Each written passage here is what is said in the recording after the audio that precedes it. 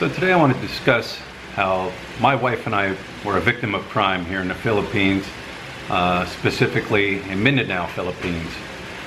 About a year ago, well yeah, it's been a year now, we moved here permanently to the Philippines. My wife's family is from the province of Mindanao in a tiny little barangay called Anibungan. Very tiny little place. It's so remote that everybody cooks on an open fire. All your meals, your breakfast, lunch, dinner, build a fire, cook your meal, and you know, it's very remote, very out there. But yeah, we lived there for 4 months. We were down there living. If you needed to go to any type of real civilization or any type of rural town, you hopped on a jeepney down there or one of the buses, and you know, you rode that into town. One of the towns we went to was called San Francisco, Philippines, in Mindanao, not the United States, California. So yeah, we would hop on the jeepney and we'd take the bus and we'd go into San Francisco to do some, you know, shopping. When we first got down there, we needed a few supplies. We needed, you know, plates. We needed some kitchen things, you know, pillows, blankets, just, you know, personal items, things like that. San Francisco was about a 45-minute ride away. Actually, I did some videos on it. I'll put them down below in the description if you want to see what it's like there. Check them out, pretty neat. But anyways, we went up to San Francisco to the one mall up there. It wasn't a very big mall, wasn't a huge mall, wasn't an SM mall. You know, it was a newer mall. And you could go up there to the department store, and that's where they had everything you needed. You know, you needed your, if you wanted modern groceries, if you wanted, you know, electronics, TVs, air conditioners, washers, dryers, stoves, anything like that. Downstairs they had grocery store. If you wanted some better food than say the market, you would go there. I called it the Walmart of the Philippines, basically the best way to describe it. But anyways, we were there picking up some kitchen stuff, plates. It was the middle of the week. There was nobody really even in the department store aside from the workers. It was early. They had just opened up.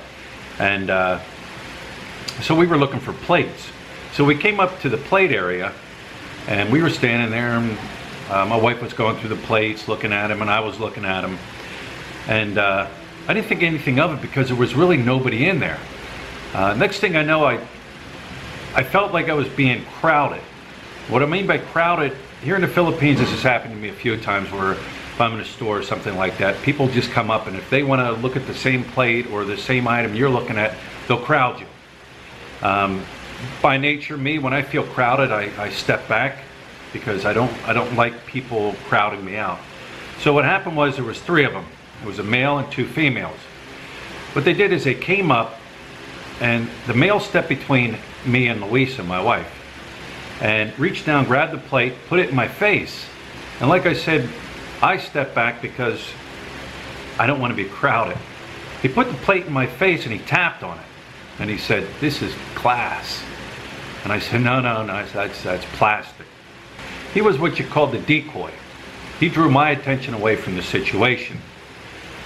What had happened was then the 2 girls from the other side went into Louisa's purse, my wife's purse, and took out her wallet.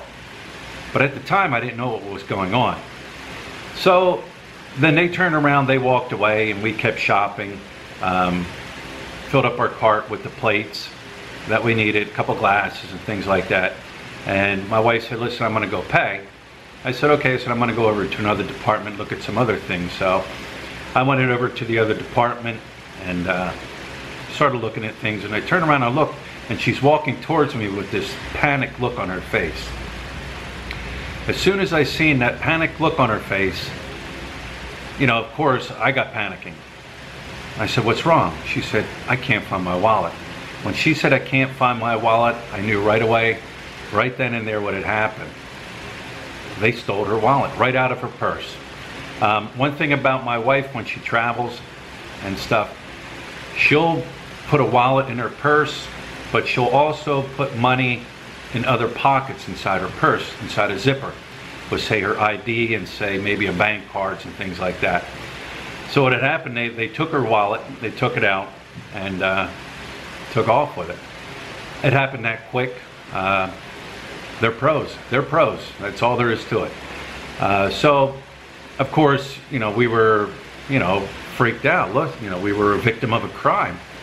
So we went down to, you know, mall security and reported it. They wrote all the information down, took our names, everything like that. And I told her, we're not going to see that, and that's just the way it goes. They took money that was in her wallet, a credit card that was in her wallet, but thank God that credit card was no longer active, and her green card from the United States. Now the green card, we had no plans to go back, so it wasn't like it was that big of a loss, but she wanted it for, you know, for keepsake. So anyways, we reported it and went home, went about our business, everything like that.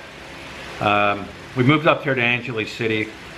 About 2 months after we moved up here, a woman contacted my wife via the internet. Asked her, hey, is this your name? You know, is this where you're from? Yes, yes, yes. She told us what had happened. Somebody brought her ID into one of the stores she owns there and in an envelope and put it on the desk and walked out. And thank God, you know, you had a nice person, you know, that was kind enough to contact us and say, hey, listen, I have your ID and stuff. And we got in contact with her. We sent her money. We even sent her some money to, you know, to thank her for her appreciation. And then she mailed us all the ID and everything like that back. But yeah, I mean, it happens that quick. You know, you're not expecting it. And especially when, you know, you're the only one in the store and you're thinking, I'm okay. But you know what, it happens. You know, things like that happen. With that being said, I want to, what brought me to kind of tell my story is something that had happened here just this past week up here in Angeles City. There was a foreigner here in Angeles City.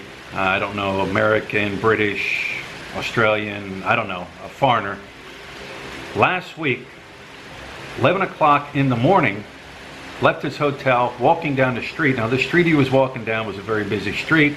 People were on it all the time. Jeepneys, treks, cars, they're on it all the time.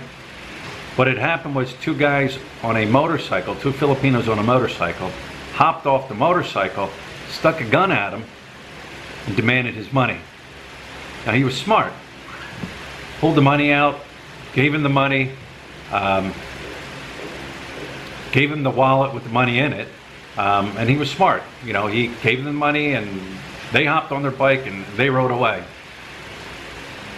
A couple months ago, I got invited up to Astro Park.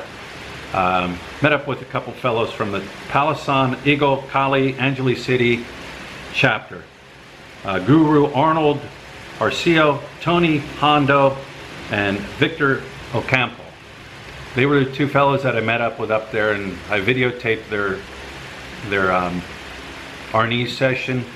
They teach Arnese, and at the end when I was done, I specifically asked them, listen, if you're ever in a situation here, or anywhere for that matter, you have no training, what do you do? He told me flat out, he said, give them anything they demand. Wallet, money, cell phone, jewelry, everything. Whatever they demand, give it to them. Because you know what? That can all be replaced. But your life can't be replaced. And that's correct. It can't be. What tends to happen here, and not necessarily here, it can happen anywhere in this world. If you got people that prey on other people to steal from them. Here in Angeles City, there's a lot of foreigners that come and go all year long. You know, they stay at the hotels, you know, they eat out, you know, they meet up with the women. The thing here is, you can't be flashy. You can't wear the expensive watches. You can't wear the expensive jewelries, the expensive earrings. You can't be flashy like that. They prey on you. They know you have money. My guess would be, and you say, well, how do you guess? You know, what makes you the expert? You know, I dealt in law enforcement for 20 years, retired out of there, talked to criminals for 20 years. They told me stories about, you know, how they rob people, how they steal people, how they stick up people. What happened would be my guess. They sit outside the hotels here and they watch. They watch people coming and going and coming and going. And they just randomly pick somebody. They go up, hold them up at gunpoint or knife point and take their money. Another thing, another story that this just happened too here the other day to my wife. She was over in Astro Park. It's a park up here in Angeles City with a track. A lot of people go there and they walk around, they exercise. A lot of people sit and hang out. Well, her and her mom were up at the park and they were walking around. Her mom was behind her, you know, a few feet behind her and stuff. She noticed a guy get up and start following my wife. The guy got right up beside my wife, ran his hand down her arm over to her ring finger. She told me she felt it, she looked, and the guy kept moving. He probably sat there, scoped her out, seen she was wearing jewelry, and then tried to steal it that way. Luckily, she had a water bottle in her hand, so he couldn't get it. Plus, the ring sits tight on her finger, so you know, he couldn't take it off of her hand. But things like that happen, and they happen very quick. My wife told me this time of the year, a lot of times, thieving and stealing is very, you know, very big here because of the holidays coming up. You know, people wanting gifts for their children, gifts for their family, paying to go to the province for their or for their family members from the province to come up here. You know, and they don't have money. Where do these people come from? I don't know. I mean, they could come from anywhere. You know, they could be your next door neighbor here. You don't know. I mean, they're coming up. They're from the area, of course. You know, they could be from a squatter's area. But like I said, they know, you know, people come here and they have money. My wife even told me a few years back, she was even a victim of the same thing. They grabbed her necklace, ripped it off her necklace, or ripped it off of her necklace clean off, took off with it. You know, the thing is, the foreigners come here, they buy the girls jewelry, they buy them nice clothes, they buy them, you know, nice outfits. These guys know that. These guys know that the girls here are being, you know, taken care of by a foreigner. So a lot of times they'll target them because they know the foreigner bought them a nice piece of jewelry, or they know the foreigner gave them money. So yeah, these are the things that do happen. Like I said, they happen all over the world. But anyways, you know, like I said, when you go out, don't be flashy like that, especially if you don't know where you're, you know, you don't know the people and you don't know the country you're in that well, because you could be a victim of a crime. It's not your fault that you're the victim of the crime. It's the criminal's fault. But anyways, you know, I figured I wanted to share that little bit with you guys. So just be careful. Just be careful.